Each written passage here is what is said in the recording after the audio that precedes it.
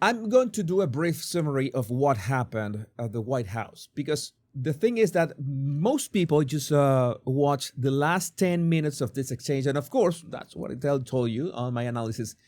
That cannot give you a real idea of what happened. What really happened is that Zelensky was going to sign this agreement, this ceasefire. He was going to sign his side of the ceasefire. We assume that Donald Trump had already spoken to Putin, and Putin had, kind of agreed to his side of the ceasefire. And one of the, or two of the, the fine print of the ceasefire is that the rare earth minerals and metals of Ukraine, half of them were going to the United States in payback for all the aid that Biden had given Ukraine these years.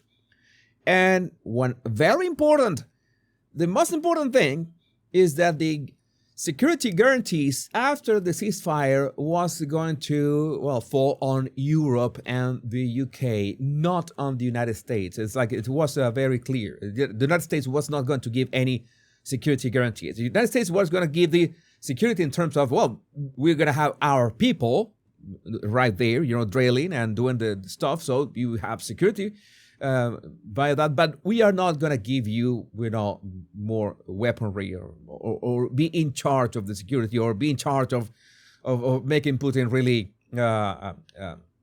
obey whatever he is going to do. But Trump was very clear about this. Like, Putin had broken all kind of ceasefires and documents and signings, but not when Trump was in charge. So Trump had a point. So you can imagine that if Zelensky was at the White House to sign that document, is because he was, willing to sign that document. Why would you go to the White House otherwise? But what we saw right from the beginning, from the first 15 seconds, not even 15 minutes, 15 seconds of Zelensky opening his mouth, was to say the words that he wished that the United States was part of that security guarantee. And that was his motive over and over again. And when Donald Trump tried to be polite many times, assuring him, don't worry about that, we're gonna do this. We're gonna work this out. So most important thing is to sign the deal. Most important thing is to stop people from killing each other. That is okay. Let's do this. Let's sign the deal, and then we can work out the security stuff. And as he said, exasperated at the end, when a journalist was pressuring him, what if Putin breaks the ceasefire? But okay, but we haven't even signed the ceasefire. We haven't even signed it. Like the first step is signing it.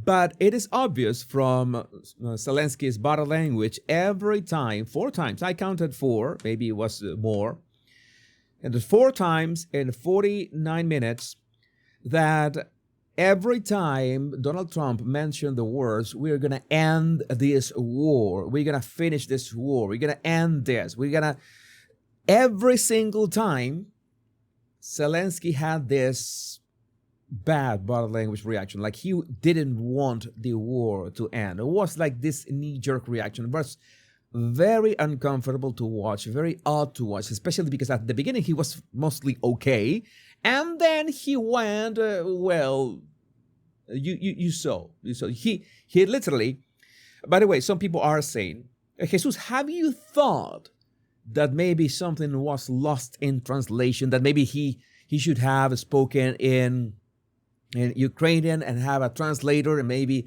he doesn't have this,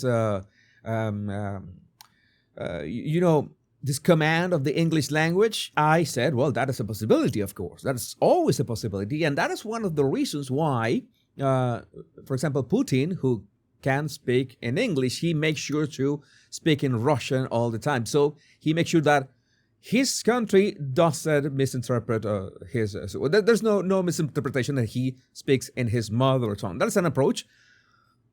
But there are 2 words or 3 words that Zelensky said when he was replying to J.D. Vance that were, what diplomacy are you talking about? I mean, that is no way to take that out of context. He had spent 40 minutes Zelenskyy had spent 40 minutes making sure to everybody in that room to understand that he didn't really care about diplomacy, he didn't care about the ceasefire, or he didn't think that this ceasefire was going to be enough. When the ceasefire was already drafted, or when he had already rejected to sign it twice, this was the third time, we thought three's a charm, but it didn't happen. But those words, what diplomacy are you talking about? And that's when J.D. Vance had to intervene. Oh, he himself answered and said, well, the diplomacy of the country that wants to save your people, and you should be a bit grateful for this. And that was another thing that Donald Trump 3 times made it very clear: I am not on the side of anybody. The United States is not on the side of anybody. The United States is in the side of the world. The United States is in the side of peace. We are not on the side of Ukraine. We are not on the side of Russia. Please stop saying that we are on either side. And as soon as he said that, then Zelenskyy made sure twice to contradict him. Oh, we want the United States. Or he bluntly said, the United States is on our side. And then Trump had to say that again. Hey, all right, slight tap on the back. Hey, we are just mediators. We are on nobody's side. We don't want anything to do with that. We have spent way too much money on this. So many people are calling out to me, oh, Jesus, you are on Putin's side. You are against Zelenskyy. You don't want, you want the Ukrainians to suffer. I think that two things can be true at the same time. It is more than obvious that you cannot trust Putin in many ways. But also, Trump has a point.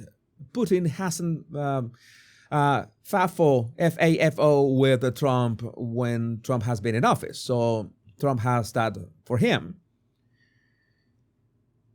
Putin is, let's say a villain. He's typical supervillain. In this case, is real life villain. Why would we trust anything that he's doing? But Trump knows that the first step was at least the ceasefire. Okay, what is the other option? To keep killing each other? Where the other option would be to sign the ceasefire, and if Putin breaks the ceasefire, then we go back to square one. But at least we try to do something about that. And the other thing is that Zelenskyy, obviously, and that's why I encourage you to watch my 1 hour and 45 minutes analysis. It was obvious, both from a statement analysis perspective and a body language perspective, that he entered the Oval Office in bad faith. He was there with an agenda. Absolutely not sign that treaty, which, by the way, we're gonna find out that he had already signed rare earth metals and minerals with the UK. You're gonna find out in a minute. And he wanted to strong-arm Trump in front of the cameras. Not a good plan. And I said that on my analysis. But again, you have your opinion. I'm sure that the live chat, I don't know how the live chat is right now. I'm not keeping an eye on your comments. I will keep an eye on your comments. If you want to send a comment, you send a super chat and I will make sure to read it aloud.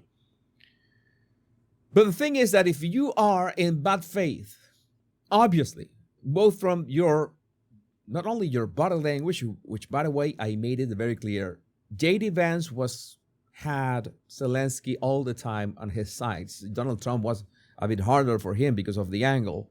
J.D. Vance knew what was going on, and that's why he tried. J.D. Vance tried to be polite. Sir, you're talking about administrations like Obama and Biden that tried these things and did not work. We're gonna try something different. I'm just saying that we're gonna try something different, and that's when Zelenskyy went unhinged. But again, you know that Trump derangement syndrome is a real thing. I am not saying that Trump is perfect in any way. I haven't never said that. But in this exchange of Zelensky and Trump at the Oval Office with J.D. Vance and Marco Rubio that was there as well, you can see that Zelensky was not going to sign anything. He was not willing to sign anything. It was in completely bad faith.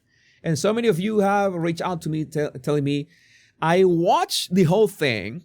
I noticed that so many things were off, but thanks to your analysis, then I could understand better what was going on. And that's something that I want to tell you.